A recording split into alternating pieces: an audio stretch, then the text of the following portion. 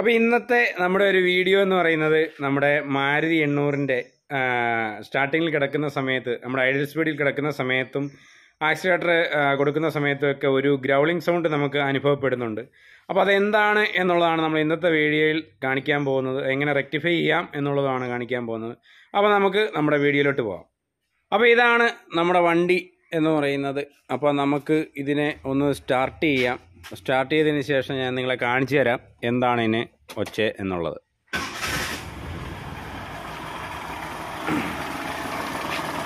അപ്പോൾ നമ്മുടെ വണ്ടി സ്റ്റാർട്ടായിട്ടുണ്ട്. ഇനി നമുക്കിതിനെ ഒന്ന് ആക്സിലേറ്റർ കൊടുക്കാം.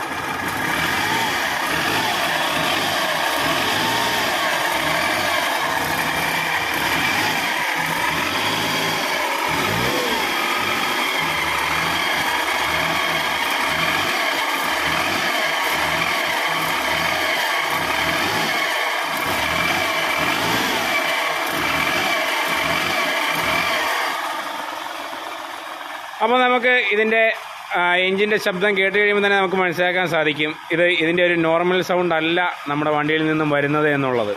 അപ്പോൾ നമുക്ക് ഇനി ചെയ്യാൻ പോകുന്ന കാര്യം എന്താണെന്ന് വെച്ച് കഴിഞ്ഞാൽ നമ്മൾ ഇതിൻ്റെ ഓൾട്ടർനേറ്ററിൻ്റെ ബെൽറ്റ് ഊരി മാറ്റിയതിന് ശേഷം നമ്മൾ വണ്ടി ഒന്ന് സ്റ്റാർട്ട് ചെയ്യാൻ പോവാണ്.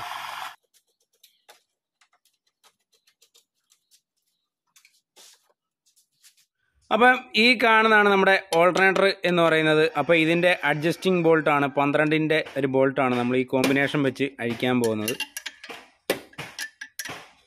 ഊരി എടുക്കേണ്ട ആവശ്യതയില്ല. നമുക്കിത് ലൂസ് ആക്കിക്കൊണ്ട് ഓൾട്ടർനേറ്ററിൻ്റെ ഫ്രണ്ടിലോട്ട് തള്ളിക്കൊണ്ട് ബെൽറ്റ് ഊരിയെടുക്കാം. അപ്പോൾ നമ്മുടെ അഡ്ജസ്റ്റിംഗ് നട്ടൊക്കെ ലൂസായിട്ടുണ്ട്. ഇനി നമുക്ക് ഈ ബെൽറ്റ് പിടിച്ച് വലിച്ചാൽ മതി, ഓൾട്ടർനേറ്റർ ലൂസായിക്കോളും.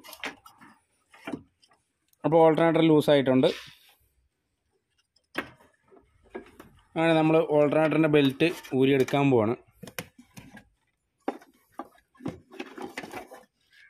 അപ്പോൾ നമ്മൾ നമ്മുടെ ഓൾട്ടർനേറ്ററിൻ്റെ ബെൽറ്റ് ഊരിയെടുത്തിട്ടുണ്ട്. ഇനി നമുക്ക് ഈ വണ്ടി ഒന്ന് സ്റ്റാർട്ട് ചെയ്ത് നോക്കാം.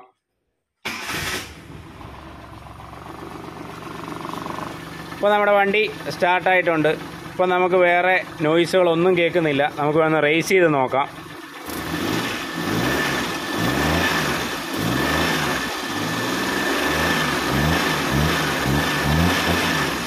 അപ്പോൾ ഇപ്പം നമുക്ക് വണ്ടിയിൽ നിന്നും ഒരു അൺവാണ്ടഡ് ആയിട്ടുള്ള ശബ്ദങ്ങളൊന്നും കേൾക്കുന്നില്ല. ഇപ്പോൾ നിലവിലൊരു വൈബ്രേഷൻ തോന്നുന്നത് ഈ എയർ ഫിൽറ്ററിൻ്റെ മാത്രമാണ്, അല്ലാതെ വേറെ ഒരു ശബ്ദവും നമ്മുടെ വണ്ടിയിൽ നിന്നും വരുന്നില്ല. എൻജിൻ സൈലൻ്റ് ആണ്. അപ്പോൾ നമുക്ക് മനസ്സിലാക്കാം നമ്മുടെ കംപ്ലൈൻറ്റ് ഓൾട്ടർനേറ്ററിൻ്റേതായിരുന്നു എന്ന് നമുക്ക് മനസ്സിലാക്കാം. അപ്പം ഓൾട്ടർനേറ്ററിൻ്റെ ബെയറിങ്ങുകൾ പോകാറുണ്ട്. അപ്പോൾ ആ ഓൾട്ടർനേറ്ററിൻ്റെ ബെയറിങ് പോയത് കൊണ്ടാണ് നമുക്ക് ഈ ഒരു അൺവാണ്ടഡ് നോയ്സ് ഉണ്ടായത്. അപ്പോൾ ഈ ഓൾട്ടർനേറ്റർ ഇങ്ങനെ ബെയറിങ് പോയി കിടന്ന് ഓടിക്കഴിഞ്ഞാൽ അതിൻ്റെ റോട്ടറും അതുപോലെ തന്നെ അതിൻ്റെ അതിന് ഉള്ളിലുള്ള അതിൻ്റെ ഫീൽഡ് കോയിലും സാധനങ്ങളും എല്ലാം ബെയറിങ് പൊട്ടി ഒരഞ്ഞ് ആകെപ്പാടെ നാശകോശമായി പോകും. അപ്പോൾ അതുകൊണ്ട് തന്നെ നമുക്ക് ഈ ഓൾട്ടർനേറ്റർ ഈ എഞ്ചിനിൽ നിന്ന് അഴിച്ചെടുത്തതിന് ശേഷം അതിനെ നമുക്ക് നോക്കാം.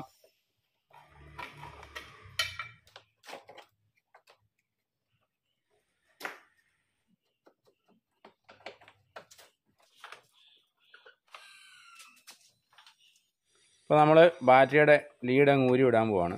അപ്പോൾ നമ്മൾ ബാറ്ററിയുടെ നെഗറ്റീവ് ലീഡ് തന്നെ ഊരി വിട്ടിട്ടുണ്ട്. ഇനി നമുക്ക് നമ്മുടെ ഓൾട്ടർനേറ്ററിൻ്റെ കണക്ഷൻ ഊരി മാറ്റാം. കാരണം എന്താണെന്ന് വെച്ച് കഴിഞ്ഞാൽ നമ്മുടെ ഇവിടെ ഒരു ബാറ്ററിയിൽ നിന്ന് എപ്പോഴും ഒരു ഡയറക്റ്റ് കറണ്ട് നമ്മുടെ ഓൾട്ടർനേറ്ററിലേക്ക് ഉള്ളതാണ്. അപ്പോൾ അത് നമ്മൾ ഏതെങ്കിലും കാരണവശാൽ അഴിക്കുന്ന സമയത്ത് ഷോർട്ടായാൽ സ്പാർക്കിംഗ് ഉണ്ടാവും. ഇവിടെ ഒരു 12ന്റെ ബോൾട്ടുണ്ട്, ഈ ഫ്രണ്ടിലും ഒരു 12ന്റെ ബോൾട്ടുണ്ട്. അപ്പോൾ ആ 2 ബോൾട്ട് കൂടി അഴിച്ചു കഴിഞ്ഞാൽ ഈ ഓൾട്ടർനേറ്ററിനെ നമുക്ക് ഇനി പുറത്തേക്ക് എടുക്കാം.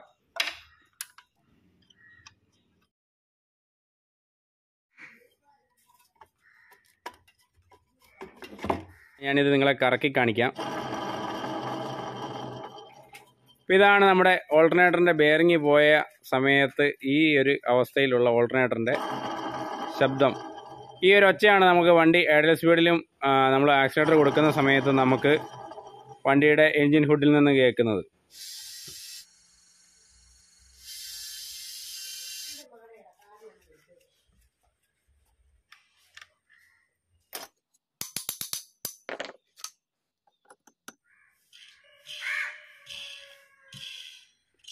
അപ്പോൾ ഈ ബെയറിങ്ങും അതുപോലെ തന്നെ ഇവിടെ വരുന്ന ബെയറിങ്ങുമാണ് നമുക്ക് മാറേണ്ടത്. ഇവിടെ വരുന്ന ബെയറിങ് മാറണമെന്നുണ്ടെങ്കിൽ നമുക്ക് ഈ പുള്ളി അഴിക്കേണ്ടതായിട്ടുണ്ട്.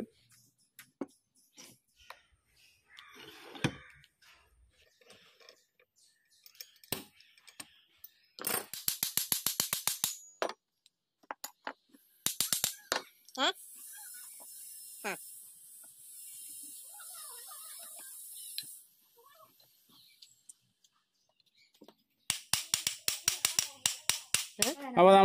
നമ്മുടെ പഴയ ബെയറിംഗ് ഒക്കെ മാറ്റിയിട്ട് നമ്മൾ പുതിയ ബെയറിംഗ് മേടിച്ചിട്ടുണ്ട്. അപ്പോൾ ഈ ബെയറിംഗ് നമ്മൾ ഈ കവറിലോട്ട് ഇടാൻ പോവാണ്.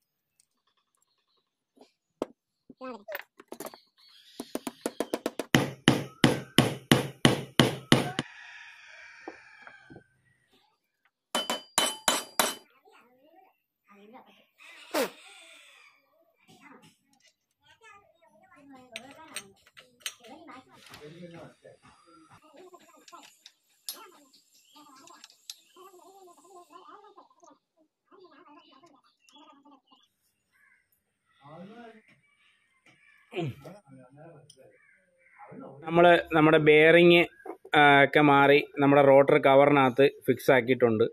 അപ്പോൾ അത് നല്ല രീതിക്ക് സൗണ്ടുകളൊന്നും ഇല്ലാതെ നിങ്ങൾക്ക് മനസ്സിലാക്കാൻ സാധിക്കും. ഈ ഒരു ഷാഫ്റ്റിനകത്ത് കറങ്ങുന്നത് നമുക്ക് അറിയാൻ പോലും സാധിക്കുന്നില്ല. അത് നമ്മൾ പുതിയ ബെയറിങ് ഇട്ടുകൊണ്ട് തന്നെയാണ്. അപ്പോൾ ഇതെല്ലാം നമ്മൾ സെറ്റാക്കിയിട്ടുണ്ട്. ഈ ഒരു ഭാഗങ്ങളെല്ലാം നമ്മൾ കറക്റ്റാക്കി. ഈ ഫ്രണ്ട് ഈ പുറകിൽ വരുന്ന ഈ ബെയറിങ് മാറി. അതുപോലെ തന്നെ നമ്മൾ ഈ ഫ്രണ്ട് കവറിനുള്ളിൽ വരുന്ന ആ ബെയറിങ് നമ്മൾ മാറിയിട്ടുണ്ട്. പിന്നെ ഇതിനകത്ത് നമ്മൾ പറയാനുള്ള ഒരു സംഗതി എന്താണെന്ന് വെച്ച് കഴിഞ്ഞാൽ, ഈ രണ്ട് കവറുകൾ തമ്മിൽ നമുക്ക് കൂട്ടി അടയ്ക്കണം എന്നുണ്ടെങ്കിൽ നമുക്ക് ഇവിടെ ഒരു ചെറിയ ട്രിക്കുണ്ട്. അല്ലെങ്കിൽ നമ്മുടെ ഈ ബ്രഷ് ഒടിഞ്ഞു പോകാനും അതുപോലെ തന്നെ നമുക്ക് ഈ കവർ അടയ്ക്കാൻ പറ്റാതിരിക്കാൻ ഈ ബ്രഷ് ഇപ്പം നമ്മൾ പിടിപ്പിച്ചേക്കുന്ന ബ്രഷ് അസംബ്ലി അത് പൊട്ടിപ്പോകാനും സാധ്യതയുണ്ട്. അതുണ്ടാകാതിരിക്കാൻ വേണ്ടി നമുക്ക് ഇതിനകത്തുള്ളൊരു ട്രിക്ക്, അതിൻ്റെ ഉള്ള ഒരു ഗുട്ടൻസ് സംഗതി എന്താണെന്ന് വെച്ച് കഴിഞ്ഞാൽ, നമ്മൾ ഈ ഇവിടെ ഒരു തുള കാണുന്നുണ്ടല്ലോ, ഈ ഒരു തുളയിലൂടെ നമ്മൾ ഒരു കമ്പി ഇറക്കി ഈ ബ്രഷിനെ നമ്മൾ അകത്തേക്ക് കയറ്റി ഫിക്സ് ആക്കി വെക്കണം. അതിനുശേഷം മാത്രമേ നമുക്ക് ഈ കവറിനെ അടയ്ക്കാൻ സാധിക്കുകയുള്ളൂ. അപ്പോൾ ഞാനത് എങ്ങനെയാണ് കാണിക്കുക. അതിനുവേണ്ടി നമ്മൾ എടുത്തിട്ടുള്ളത് ഒരു സാധാ നമ്മുടെ വെൽഡിങ് ചെയ്യുന്ന റാഡിൻ്റെ ഒരു കഷ്ണമാണ് എടുത്തിരിക്കുന്നത്. അപ്പോൾ സാധാ ഇലക്ട്രിക് വെൽഡ് ചെയ്യുന്ന റാഡിൻ്റെ കഷ്ണമല്ല, ഇത് നമ്മൾ എടുത്തിരിക്കുന്നത് മറ്റേ ഗ്യാസ് വെൽഡ് ചെയ്യുന്ന റാഡിൻ്റെ കഷ്ണമാണ്. അപ്പോൾ ഇത് നമ്മൾ കൈകൊണ്ട് ഈ ബ്രഷിനെ അകത്തേക്ക് തള്ളി പിടിച്ചതിന് ശേഷം നമ്മൾ ഈ ഒരു കമ്പി ഈ ഒരു ഹോളിലൂടെ ഇറക്കി കൊടുക്കണം.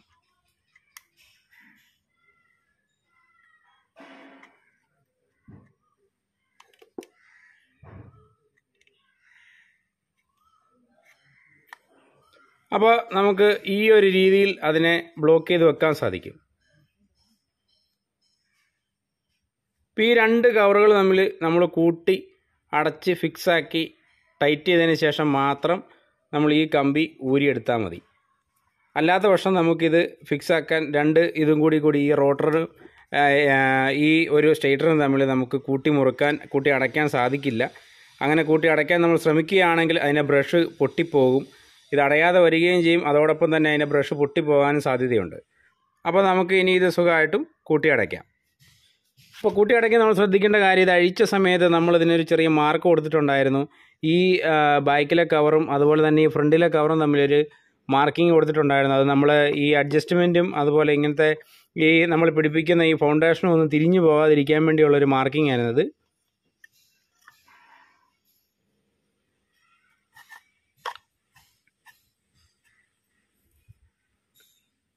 യാതൊരുവിധ ബുദ്ധിമുട്ടും ഇല്ലാതെ അത് നമുക്ക് സെറ്റാക്കാൻ പറ്റി. ഇനി നമ്മളിതിൻ്റെ സ്ക്രൂ ചെയ്താൽ മാത്രം മതി.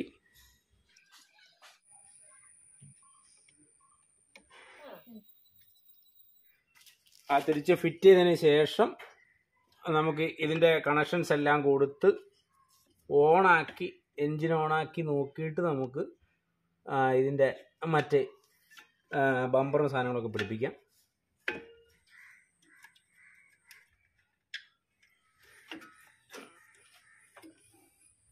പിന്നെ നമ്മൾ അതിൻ്റെ ടൈറ്റ് നോക്കിയിട്ട് നമ്മൾ അഡ്ജസ്റ്റ് ചെയ്യണം.